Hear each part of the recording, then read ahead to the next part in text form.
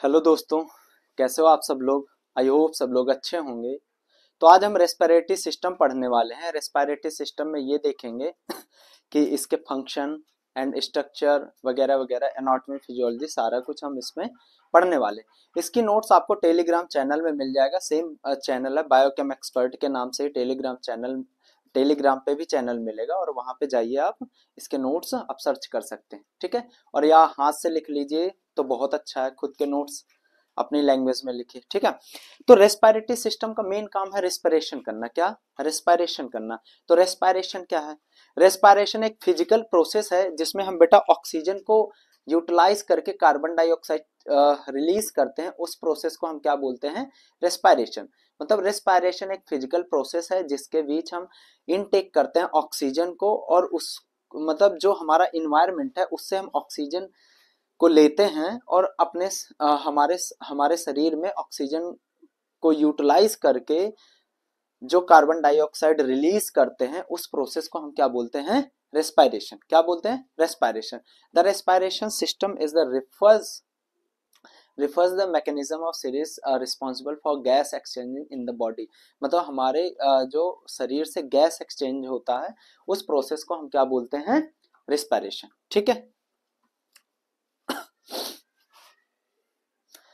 Respiratory system में दो system होते हैं, एक upper system, upper respiratory system and lower respiratory system. Upper respiratory system and lower respiratory system.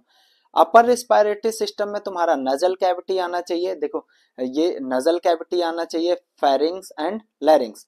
Lower respiratory system में trachea, primary bronchi and lungs.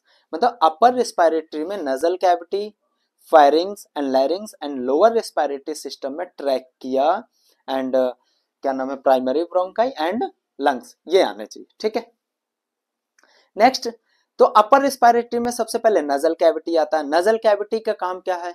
Nasal cavity सबसे पहले क्या करता है कि नजल कैविटी एक respiration begins in the nasal cavity. ये हमारा जो प्रोसेस, ये जो हमारा चैम्बर है पूरा, यहां से लेके ये सब नजल कैविटी है। क्या है? Nasal cavity. तो नजल कैविटी में सबसे ओपनिंग दो नोस्ट्रिल्स होते हैं जिसके थ्रू हम सांस को खींचते हैं अंदर। ये जो दो ओपनिंग आते हैं, ये टू नोस्ट्रिल्स हैं। ठीक है, इनसे हम ऑक्सीजन को या गैसेस को अंदर इनहेल करते हैं। When we breathe flow the nostrils in the internasal cavity. मतलब इस नॉस्ट्रिल्स के थ्रू जो है हमारी एयर नजल कैविटी में इंटर करती है। ठीक है, वी कंसिस्ट सच सेल। यहाँ पे कुछ जो है बाबू सेल्स होती हैं जो रिलीज करती हैं क्या? म्यूकस। जो रिलीज करती हैं म्यूकस, और वो कैसा होता है म्यूकस? Salty and sticky. वो म्यूकस कैसा होता है? साल्टी एंड स्टिकी, जिससे कि जो जैसे हमारे हवा के साथ साथ कुछ भारी पार्टिकल्स भी चले जाते हैं या कुछ बैक्टीरिया भी चले जाते हैं, तो उसको किल करने का काम करता है। वो जो म्यूकस रिलीज होता है, जो हमारी ग्लैंड सेल्स होती हैं, वो क्या करती है? म्यूकस सेल्स होती हैं, वो म्यूकस रिलीज करते हैं जिसपे जो है जो गंदगी है हमारी या बैक्टीरिया वगैरह उसमें चिपक जाते हैं। ठीक है, और कुछ हेयर पार्टिकल्स भी होते हैं, कुछ हेयर भी होते हैं नॉस्ट्रिल्स के अंदर। नजल चैम्बर में कुछ हेयर होते हैं, जो हेयर क्या करते हैं, जैसे हवा के साथ साथ ना डस्ट पार्टिकल भी चले जाते हैं, तो वो डस्ट पार्टिकल को क्या करते हैं? हेयर ट्रैप कर लेते हैं, हेयर ट्रैप कर लेते हैं। और नजल कैविटी में और क्या होता है, और क्या होता है बेटा? It also warms and humidify inhaled air. जो हम एयर को इनहेल करते हैं, जो एयर को हम अंदर लेते हैं, जो सांस अंदर खींचते हैं, तो उसको ह्यूमिडिफिकेशन का भी काम करते हैं। मतलब उसमें जो है हवा में नमी भी देने का नजल कैविटी काम करते हैं। ओके, अब नेक्स्ट पार्ट, अपर रेस्पिरेटरी सिस्टम। नजल कैविटी के बाद हवा हमारी फेरिंग्स में चली जाती है। फेरिंग्स को हम थ्रोट भी बोलते हैं, फेरिंग्स को हम थ्रोट भी बोलते हैं। ये एक मस्कुलर फनल एक्सटेंड, एक लॉन्ग, मतलब एक जो है मस्कुलर फनल शेप का होता है, जिसमें कि तीन पार्ट होते हैं, एक नोजोफेरिंग्स, ओरोफेरिंग्स एंड लैरोफेरिंग्स। हम इसको तीन उस पर डिवाइड कर देते हैं। जैसे कि हमारा नजल कैविटी है, नजल कैविटी के जस्ट नीचे जो है तुम्हारा फेरिंग्स पार्ट आता है। फेरिंग्स में जो है आप इसके तीन सब डिविजन्स कर देते हैं। जैसे ऊपर वाला जो हमारा एक फेरिंग्स कॉमन पैसेज भी होता है, फूड एंड एयर का फूड एंड एयर का कॉमन पैसेज भी होता है। जैसे यहाँ से ये इधर से खाना गया आपका, इधर से ऊपर से हवा आया, ठीक है, तो ये बीच में जहां पे मिलते हैं उस पोर्शन को हम क्या बोलते हैं, फेरिंग्स। क्या बोलते हैं, फेरिंग्स। तो जो नजल की जो नजल चैम्बर की तरफ फेरिंग्स का पार्ट है उसको हम नाजोफेरिंग्स बोल दिए। जो माउथ की तरफ पार्ट है, जो माउथ की तरफ फेरिंग्स का पार्ट है उसको हम ओरोफेरिंग्स बोल दिए। और जो लैरिंग्स की तरफ पार्ट है उसको हम क्या बोल दिए, लैरिंजोफेरिंग्स। क्या बोल दिए हम, लैरिंजोफेरिंग्स। मतलब pharynx is the common passage of the food and air. Pharynx क्या है, फेरिंग्स बेटा common passage of the food and air, मतलब खाना और सांस का जो बीच में जहां पे मिलते हैं, जो कॉमन पैसेज है उसको हम क्या बोलते हैं, फेरिंग्स। ठीक है, ओके, नोट करो। अब फेरिंग्स के बाद लैरिंग्स को देखते हैं। लैरिंग्स एक बेसिक फंक्शन है लैरिंग्स का कि फूड और जैसे हम खाना खाते हैं या पानी पीते हैं या हवा लेते हैं, उसको सबको एक अलग पाथवे मिले, एक अलग रास्ता देता है फेरिंग्स से।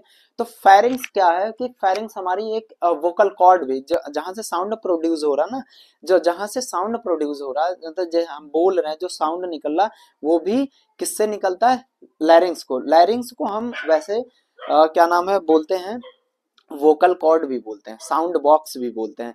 तो लैरिंग्स से ही बेटा आपकी सेपरेट हो जाती है। जैसे फेरिंग्स में तो अभी कॉमन पैसेज था, common passage food and air का था, बट लैरिंग्स में ही आपका हवा वाला पाइप और फूड वाला पाइप सेपरेट हो जाएंगे। यहाँ पे ये जो विंड पाइप है बेटा, ये विंड पाइप, इस एरिया को हम ग्लोटिस बोलते हैं। अब ये विंड पाइप हवा वाला पाइप हो गया और ये तुम्हारा फूड वाला पाइप हो गया। ठीक है, तो जो हवा वाला पाइप है ऊपर साइड जो ग्लोटिस है, तो इस पे एक स्पून लाइक कार्टिलेज का स्ट्रक्चर होता है जिसको हम क्या बोलते हैं, फ्लैप लाइक स्ट्रक्चर होता है जिसको हम क्या बोलते हैं, एपिग्लोटिस। क्या बोलते हैं, इसको हम एपिग्लोटिस बोलते हैं। क्या बोलते हैं, एपिग्लोटिस। एपिग्लोटिस आपको प्रिवेंट करता है किससे, जैसे फूड आपके विंड पाइप में इंटर ना कर जाए। जो एपिग्लोटिस ऐसा स्ट्रक्चर होता है, अब लाइक यहाँ पे जो है आपके जो फूड पाइप भी है, एयर पाइप भी, तो ये एयर पाइप के ऊपर ऐसे जैसे स्पून होता है ना, स्पून की तरीके ऐसे रहता है। जैसे फूड ऊपर से इंटर करता है तो वो ढक जाता है, ग्लोटिस मतलब विंड पाइप का जो ऊपरी पार्ट है जिसको हम ग्लोटिस बोलते हैं, तो वो ढक जाता है जिससे कि उसमें खाना ना पहुंच जाए। तो इससे हमें प्रिवेंट करता है कौन, एपिग्लोटिस। ठीक है, इतना समझ में आया, ओके।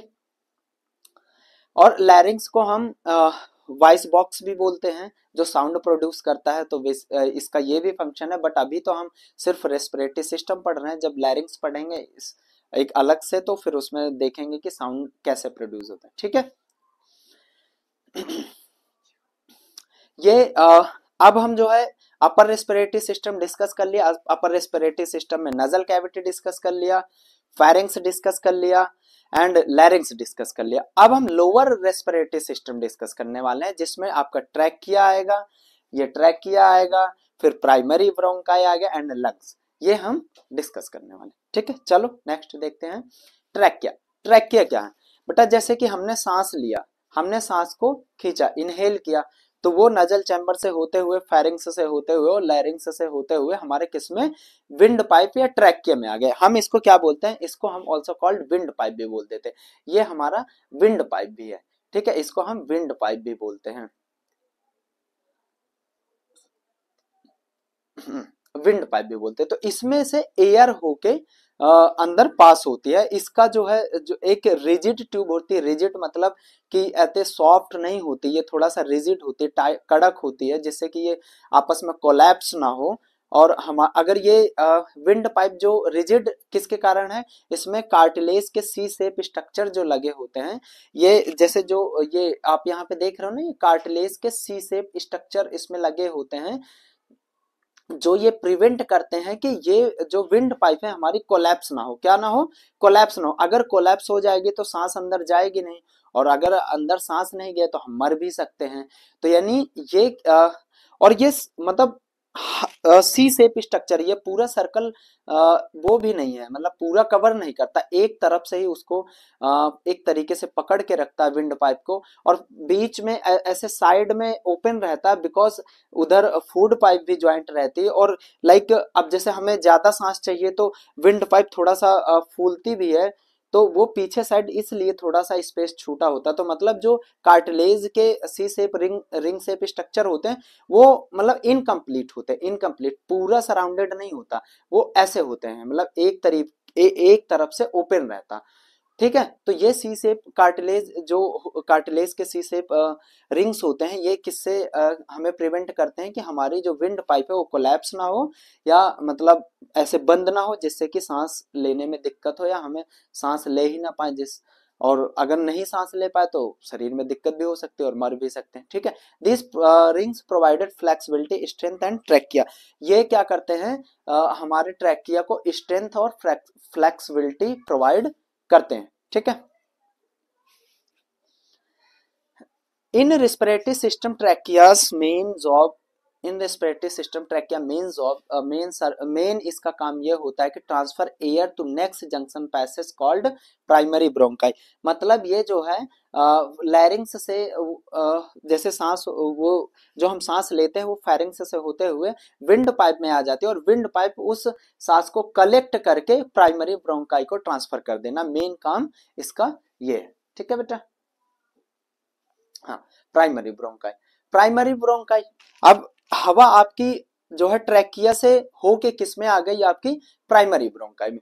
प्राइमरी ब्रोंकाई को इसमें ऑल्सो कॉल्ड ब्रोंकाई भी बोलते हैं हम, प्राइमरी ब्रोंकाई या ब्रोंकाई भी बोल देते हैं। इसको डिवाइड टू पार्ट में डिवाइड कर देते हैं, किस में, टू पार्ट में। एक राइट मेन स्टेम ब्रोंकस हो जाता है, एक दूसरा लेफ्ट मेन स्टेम ब्रोंकस। मतलब कि ये जो ब्रोंकाई है, जो ये हमारा ये ब्रोंकाई है, यहाँ पे जो ट्रैकिया है, ट्रैकिया से ये जो डिवाइड हो जाते हैं अंदर लंग्स की तरफ चले जाते हैं, इनको हम प्राइमरी ब्रोंकाई बोलते हैं। और ये एक राइट ब्रोंकाई हो जाता है, एक राइट ब्रोंकाई हो जाता है, और एक लेफ्ट ब्रोंकाई, एक राइट ब्रोंकाई हो जाता है और एक लेफ्ट ब्रोंकाई।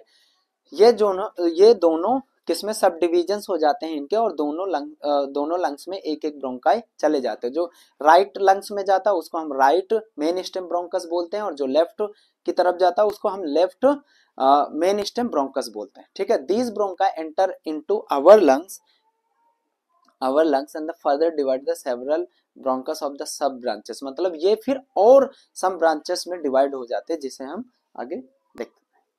ठीक है, अब थोड़ा सा हम लंग्स का स्ट्रक्चर भी देखते हैं कि लंग्स क्या है। लंग्स हमारा एक इलास्टिक बैग जैसा स्ट्रक्चर होता है, जैसे इलास्टिक का कोई बैग होता है ना, तो वैसा ही एक स्ट्रक्चर होता है लंग्स हमारा, जिससे कि जो जैसे सांस लेते हैं ना तो लंग्स में ही भर जाते हैं। ठीक है, वो जो है जो हम सांस लेते हैं वो किस में भर जाते हैं, सांस में, बिकॉज ये रबर बैलून्स की तरीके काम करता है। कैसे, रबर बैलून्स की तरीके काम करता है। Lungs has the property of the float and the water. अच्छा, लंग्स में एक प्रॉपर्टी होती है बेटा कि हमारे शरीर के कोई भी ऑर्गन्स हैं जो पानी में फ्लोट नहीं कर सकते हैं, बट लंग्स एक इंडिविजुअल ऑर्गन है जो हमारे वाटर, लंग्स एक ऐसा ऑर्गन है जो पानी में भी फ्लोट कर सकता है, बाकी कोई भी ह्यूमन बॉडी पार्ट वाटर में फ्लोट नहीं कर सकते। ठीक है, अब लंग्स एक राइट लंग हो जाता है, मतलब दो उसमें डिवाइड होते हैं, right lung and left lung. Right lung थोड़ा सा बड़ा होता है according to left lung. Right lung आपका साइज में बड़ा होगा, राइट लंग थोड़ा सा लेफ्ट लंग की हिसाब से देखा जाए तो राइट लंग आपका बड़ा होगा, जो दाहिना फेफड़ा होगा वो बड़ा होगा अकॉर्डिंग टू लेफ्ट लंग के। ठीक है, अब इन दोनों का वेट समथिंग 1.3 kg होता है, दोनों का वेट अगर देखा जाए तो अप्रोक्सीमेटली 1.3 kg होता है। ठीक है, चलो अब लंग्स के बाद हमारी जो ब्रोंकाई थी वो किस में इंटर की थी, लंग्स में। अब लंग्स के अंदर वो ब्रोंकाइस के सब डिविजन्स हो जाएंगे। The branches and the sub branches of the primary bronchi is called bronchioles। मतलब जो प्राइमरी ब्रोंकाई थी अब उसके सब डिविजन्स हो जाएंगे जिसको हम बोलेंगे ब्रोंकियोल्स। ठीक है, अगेन डिवाइडेड, अब ये ब्रोंकियोल्स भी आगे चल के डिवाइड हो जाएंगे जिसको हम सब ब्रांचेस मतलब या ब्रोंकियल ट्री बोलेंगे। अब ये जो हमारी ब्रोंकियोल्स हैं ये भी बहुत सारे उसमें डिवाइड हो जाएंगे जिसको हम क्या बोलेंगे, ब्रोंकियल ट्री। ब्रोंकियल ट्री मतलब कि जैसे जड़ें होती है ना किसी पेड़ की, उस तरीके से ये डिवाइड हो जाएंगे, ठीक है। उसके बाद एल्विलाई आ जाता है। जैसे जो हमारी प्राइमरी जो हमारी ब्रोंकियोल्स हैं उसके लास्ट पार्ट में ऐसे अंगूर के जैसे गुच्छे होते हैं ना, वैसे आपको देखने को मिलेंगे एल्वुलाई, ठीक है। क्या देखने को मिलेंगे? Alveoli. Alveoli is the actual site of alveoli. Actual मतलब जो गैस का एक्सचेंज होता है ना, जो गैस का एक्सचेंज होता है वो मेन साइट कहाँ होती है? एल्वुलाई है। जो मेन जहां पे गैसेस एक्सचेंज होती हैं, मतलब जहां से गैसेस हमारे ब्लड में मिक्स हो जाते हैं, वो मेन साइट क्या होती है? तुम्हारी एल्वुलाई होती है, ठीक है। Alveoli is the called basic unit of the respiratory system. यानी बेसिक यूनिट अगर पूछा जाए कि basic unit of the respiratory system, तो क्या है आपकी? Alveoli is the single spherical ball like structure. मतलब ये देखो आप छोटी छोटी गेंद सी दिख रही है ना, यानी ये एक गेंद जैसी स्ट्रक्चर होती हैं बहुत सारी, और इसको हम पूरे को क्या बोलते हैं? एल्वुलस।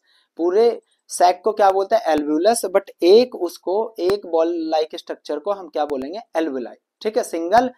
सिंगल एल्वुलस को हम क्या बोलेंगे? Alveoli, okay. It is the very thin composed of the single membrane has the blood capillary। मतलब देख पा रहे हो यहाँ पे हम सिर्फ एक एल्वुलाई लिए हैं जिसके पास आपकी ब्लड कैपिलरी भी है। आप देखो इधर से आपका डीऑक्सीजनेटेड ब्लड आ रहा है, इधर से कैसा ब्लड आ रहा है? डीऑक्सीजनेटेड ब्लड, मतलब जिसमें कार्बन डाइऑक्साइड है। अब ये कार्बन डाइऑक्साइड एक पार्शियल प्रेशर की तरीके। पार्शियल प्रेशर क्या होता है बेटा? पार्शियल प्रेशर होता है कि जितनी भी गैसेज हैं उसमें किसी इंडिविजुअल गैसेस का प्रेशर को हम पार्शियल प्रेशर बोलते हैं। लाइक अब देखो ब्लड में क्या है? ब्लड में आपके सपोज दैट ब्लड में कार्बन डाइऑक्साइड ज्यादा है और एल्वुलाई में कार्बन डाइऑक्साइड कम है, तो यहाँ पे डिफ्यूजन होगा। क्या होगा यहाँ पे? डिफ्यूजन। मतलब मेन एक्सचेंज कहाँ पे गैसेज हो रही है? एल्वुलाई में। अब कैसे गैसेज का एक्सचेंज होगा वो हम देखते हैं। The extremely thin membrane the exchange of the gases between the alveoli and the RBS flow the through the capillaries। मतलब जो आरबीसी के थ्रू हमारी ऑक्सीजन कैसे मिक्स हो जाएगी और हमारे ब्लड में कैसे मिक्स होगी, ठीक है। तो आप यहाँ पे देख रहे हैं कि ये यहाँ पे आपका ऑक्सीजन का प्रेशर ज्यादा है। हमने बाहर से सांस खींची तो बाहर क्या है? ऑक्सीजन ज्यादा है। हमने ऑक्सीजन को इनहेल किया, ऑक्सीजन को जैसे ही इनहेल किया तो हमारे एल्वुलाई में ऑक्सीजन ज्यादा हो गई ना, और जब ऑक्सीजन ज्यादा हो गई तो कम की तरफ भागेगी। तो यहाँ हमारे ब्लड में क्या था? कार्बन डाइऑक्साइड ज्यादा था, ऑक्सीजन कम था। तो ऑक्सीजन जो है आपके ब्लड में मिक्स हो गई और कार्बन डाइऑक्साइड बाहर निकल गई। तो जब हम सांस छोड़ते हैं तो क्या छोड़ते हैं? Carbon dioxide. और जब सांस को लेते हैं तो वो ऑक्सीजन हमारे ब्लड में मिक्स हो जाती है। किसमें? ब्लड में मिक्स हो जाती है, और वो हार्ट के थ्रू हमारे पूरे बॉडी टिश्यू या बॉडी सेल्स तक पहुंच जाती है ऑक्सीजन, ठीक है। इतना समझ में आना आपको? यानी मेन एक्सचेंजिंग साइड क्या है? आपकी एल्वुलाई, ओके। चलो डिसऑर्डर ऑफ रेस्पिरेटरी सिस्टम भी देख लेते हैं। डिसऑर्डर ऑफ पहले ये देखते हैं कि अस्थमा क्या है, बिकॉज हम यहाँ पे आप पढ़ रहे हैं जो हमारे रेस्पिरेटरी के सिस्टम में मेन डिसऑर्डर है, मतलब मेन बीमारियां क्या क्या होती हैं।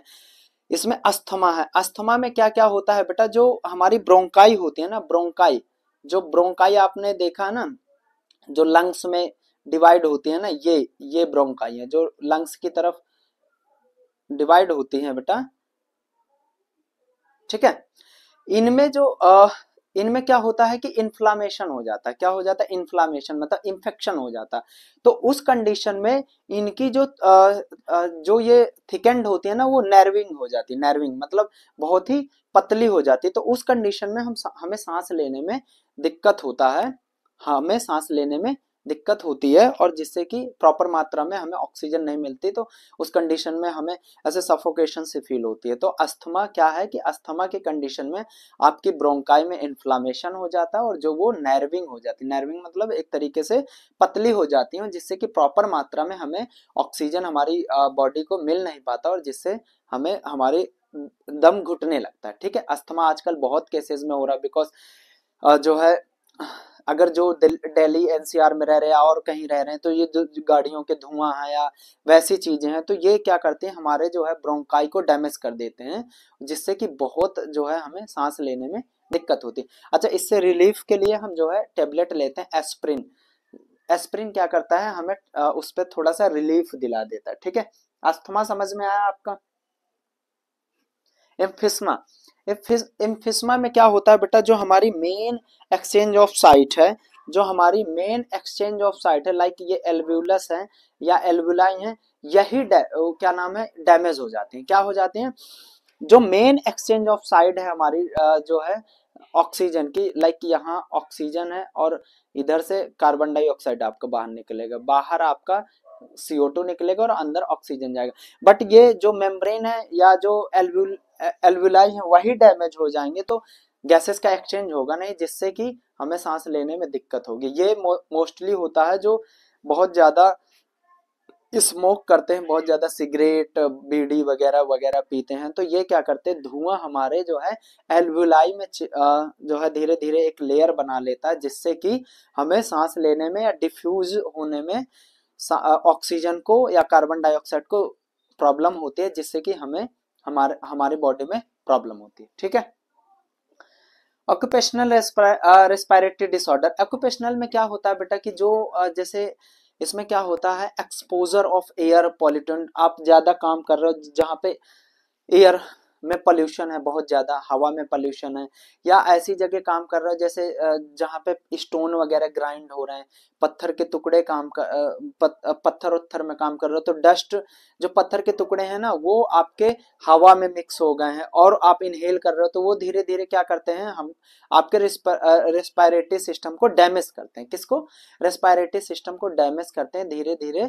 Long exposure of the leads fibrosis and lung damage, मतलब ये लंग्स को क्या करते हैं धीरे धीरे डैमेज कर देते हैं।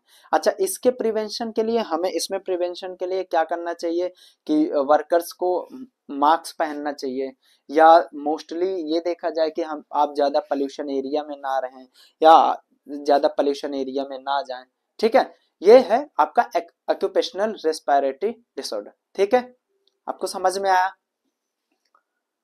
Okay, thank you so much. ज़्यादा से ज़्यादा वीडियो को शेयर करें, लाइक करें, कमेंट करें। ठीक है, थैंक यू।